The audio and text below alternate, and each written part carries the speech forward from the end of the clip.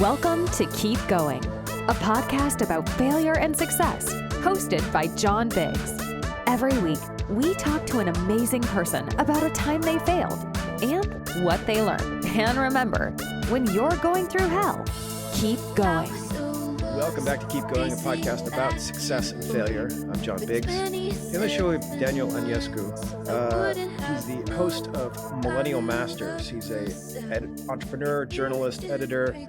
You started the Lincolnite, right? So, if like one of the small local papers back in or local sites a number of years ago, right? It was 14 years ago. It was 2010, and the world of media was very, very different to what we are in today. I mean, I think I would love to talk about that. I'm actually, as I mentioned before, we're doing a new podcast under the Keep Going label, which is Editor in Grief, which is going to be about journalism, media, all that other good stuff. So I think this is really applicable and really timely. So tell us about Millennial Masters first, and then we can talk about some of the problems you've had in media. Well, I'll start with the inception story. It's because it's very relevant to how I ended up starting Millennial Masters. After 14 years in the media landscape, I had two businesses. One was not a startup anymore, a local news publication, which was covering the county of Lincolnshire here in the UK. And then later on down the line, as the media landscape evolved and changed, I also started a tech platform business called My Local, which was the vision for a sustainable tech platform to support independent local journalism across the UK. And just saying that makes my skin crawl because I know it's almost impossible, but please continue. and it proved to be so. Basically in August 2024, I had to close down both businesses because we practically ran out of money and became insolvent. We just couldn't keep going anymore after pouring all my life and my youth and my best years into it. Things were changing at such a rapid extent that we couldn't keep up, and we were too small to make a dent, and we basically tripped on the steps of scaling up and moving outside of our home patch. And after 3 months of soul searching, licking my wounds, and trying to learn all the lessons from the mistakes and events that happened leading up to that, I thought, what do I enjoy doing most? What do I see myself doing for the next part of my life? What am I good at? And it was actually a nudge from one of my friends who said, I just thought you were going to have great chats over coffee with interesting people telling you their stories and their journeys. And then 2 weeks later in the shower, the Millennial Masters concept came up, and I was like, this is it. I'm going to have to throw myself into this because I can see myself doing this for the next number of years, however long it would take, and apply a lot of the learnings and lessons that I've had from almost 15 years in the trade, but also do things differently and adapting to the current landscape. So it seems like this is a fairly normal trajectory. I mean, we're doing this podcast right now, obviously, because I know that I loved journalism. I know that I love talking about startups, entrepreneurs, all that other good stuff, but that the market to do that while sitting in a cubicle and getting paid insurance, and especially in the States, is basically closed at this point. It's almost impossible. So why not do it ourselves? The question is, what did that slow burn? That was 14 years. How did that slow burn destruction happen, what did you notice, and what did you do to try to stop it? The catalyst was 2020 and the pandemic, when it became obvious that media, especially smaller independent publications like ours, were not in control anymore of their distribution platform, of their audience engagement. Also, that's due to the general mistake of media outsourcing their engagement to social media and basically gave away one of their best bits after content to different platforms.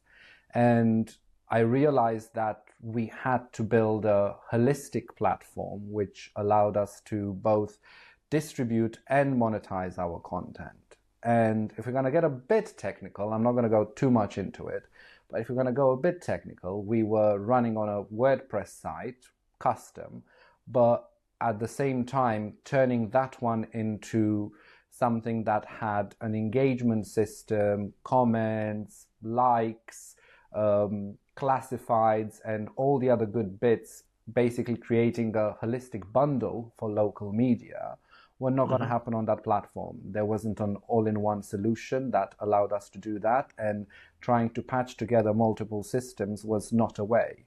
So in a way, I've put my money and my mouth where I thought things would go, and I created a platform called My Local, had a bit of angel investment as well, for which I will be forever grateful in the people who trusted in my vision, and set about building from scratch a platform that would allow us to enact all these. But what became self-evident after 2 years into the new business was that the road to scaling up was going to be much harder and much slower than I've ever envisioned, at a time when basically platforms unfriended media altogether and cut off the distribution, and there wasn't a way to wean yourself off it. You basically ended up in a hole, and you had to to dig yourself out of it, without as much exposure, and the advertising market changing as well. So you basically had the perfect product for I guess like the Lincolnite circa 2010, right? You had exactly what you needed for a media that didn't exist anymore. Specifically, almost. So there was a market, and we kind of like pivoted our My Local platform in becoming a SaaS provider for other independent publishers across the UK, and there are a large number of them. And from some research that I've done through my university master's thesis, I also spoke to a lot of other entrepreneurial publishers who are also looking for tech solutions to grow and scale their publications.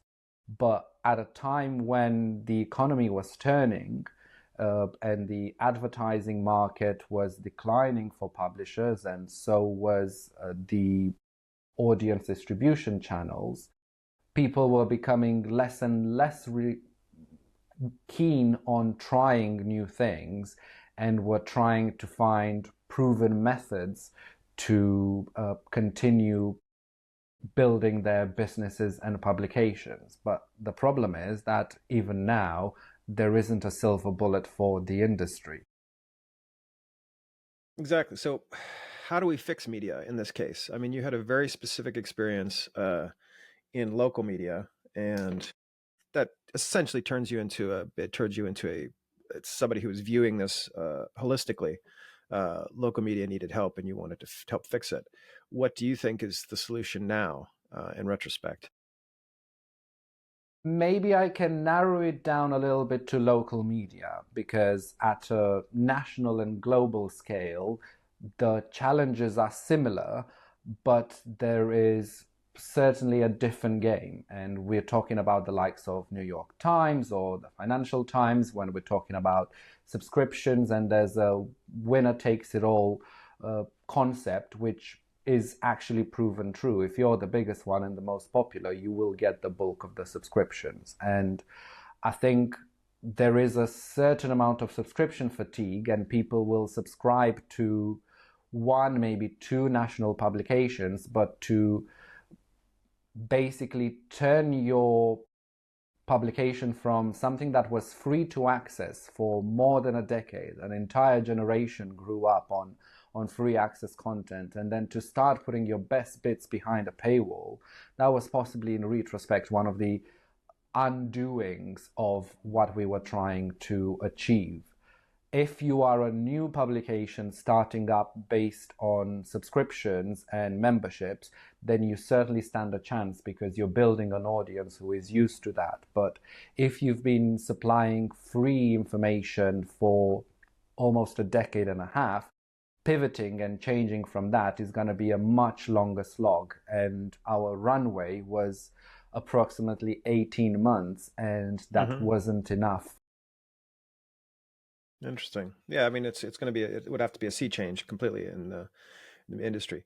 So you woke up that this was August, right? So you were you're sitting there saying it's got to shut everything down. What was the reaction? How did you feel when you had to destroy something that you'd been working with for, I guess, 14 years, right? It was basically my entire adult life. I started the Lincolnite immediately upon finishing university here in Lincoln, UK, on the premise, which I later proved, that we can do better than the legacy players who kept on cutting and transitioning from print and inform more people. And I had a great run in that period. And being told that you have to close things down as of tomorrow, you can't go on from your business advisor, was soul crushing to say the least. Everything was tied to, in a way, my identity and what I was doing. I couldn't conceive it, but I knew I had to do it because there was no financial way we could go ahead, and there was a lot of an aftermath to that, and a lot of things not solved, and some things will still drag on for months from now on. But I was lucky enough to have a good support system around me, which didn't let me crash, especially psychologically. And you can easily go into dark places. And I never really experienced failure before, especially to that level. Again, maybe I was lucky enough. I started in my very early 20s a business which then picked up and became popular. And I never thought I will end up in a spot where everything will shatter. I thought it would all be down to my will. It's an interesting point. I mean,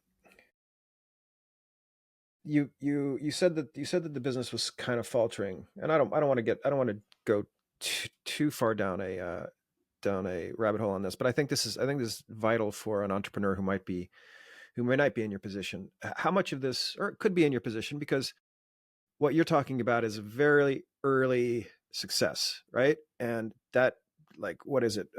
Once you're lucky, twice you're good, that kind of thing. And I've talked to countless entrepreneurs who, because they were successful on one business, they thought they could expand that into something else, right? They could expand it into a different business, which obviously it's almost impossible. How much of that was hubris, looking at your own success and saying, "Oh, well, I did this, so we first off, we're going to keep going, even after all the writings on the wall in 2020, right? And second is, I'm going to try to fix the industry in a way that I saw it going in 14 years ago, and I was successful based on that idea of will, that you could just keep things moving because of your will is really interesting as well, because it is sort of hubristic, but I also don't want to. I just want to see if you had explored that in yourself. With the second business that we've done, we obviously went into a slightly different arena. I was personally always passionate about tech and interested in it. I didn't have the coding chops myself, but I also had and have in a way, similar background to yours in tech reporting. Mm-hmm. And I grew up and developed a business during the smartphone generation, and as things critically moved to mobile, and I could see and I knew that the future was there. But in the end, the realization was that it wasn't just about building the product. It was also about getting people to embrace it. And possibly the learning there was that some transformations are not as quick. And when I looked back at, say, 12, 13 years, in my head, they seemed to be just a few months. But actually, that transformation and that growth took years to build. And even applying all the lessons that I've had from the previous experience, it didn't mean that I was able to do it twice or three times as fast the second time. Interesting.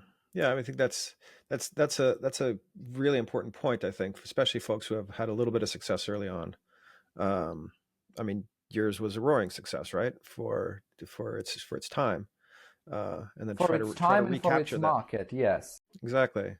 Yeah, and to recapture that is super difficult. What's your strategy now? Now that you have the interview show, you have the newsletter and podcast. Well, one of the main changes that we've been seeing in media is obviously the rise of independent creators and creator media, which makes a dent in reporting everywhere. Leaving aside local news, where you have a captive market, but at the same time extremely limited market, which is one of the learnings that I'm applying. I'm not limiting myself to a geographic area where you have to have high penetration. It's in a way much more feasible to be part of a global community where you don't need as bigger numbers in that sense, is to start small again. One of the, in retrospect, errors that I've done, especially when we've taken some investment money, was to front load the business with all the resources that I thought it would need from day one. And also having the legacy of staff and maintaining a certain quality of product, etc. But globally, creator media and influencers in the news space are the next big thing, and many of them have bigger audiences than traditional news publications. So the viewers, if you can't beat them, you got to join them. And here we are.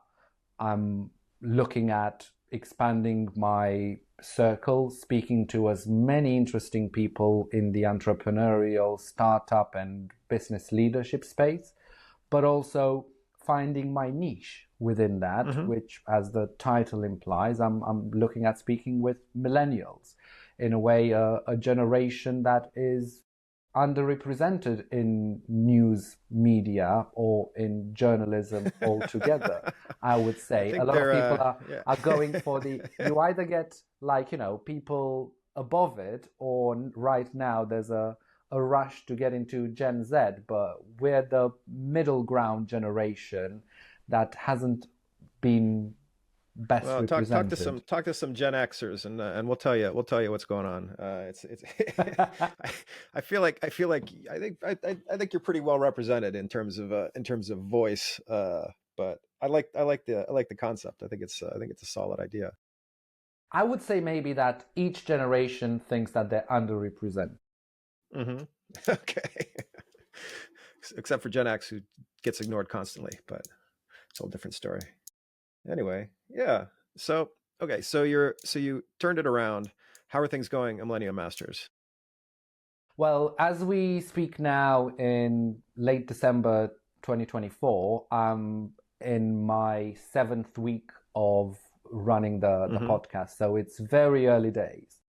But the lucky part, I would say, is that I have an existing network and personal following that I've been able to leverage in order to start building an audience and taking myself through the paces of building a business. One of the main tips would be for anybody looking at starting anything is to try and put as much prep and networking before they publicly launch. I was very lucky to, again, through my support network, to secure a couple of sponsors and partnerships to give me a baseline and to also be willing to grow with me through this pace. But I'm now at a point where I've had my first month, I've had good starting stats, and now when you start from zero, in a way, the only way is up. Mm-hmm. Perfect. All right, so it's a true story of keep going, right? It flipped so quickly. This was August 2024, and now you're back in the game, which is really cool. And I think, again, something for anybody experiencing failure and things not working as they planned. I think the longer you wait before you do something new, the more you lose your social capital. So 3-4 months tops. If you wait too long, you will disappear, and rebounding will be more difficult than if you try to spin something off and move on to the next thing. I mean, I call it your juice, right? You lose your juice almost.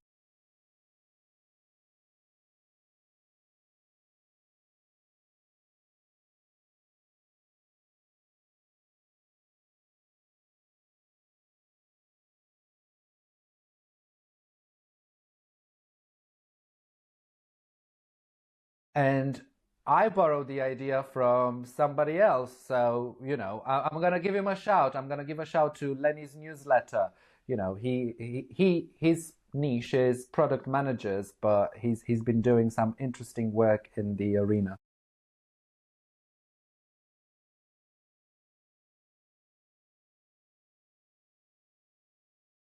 And thank you for the opportunity, John.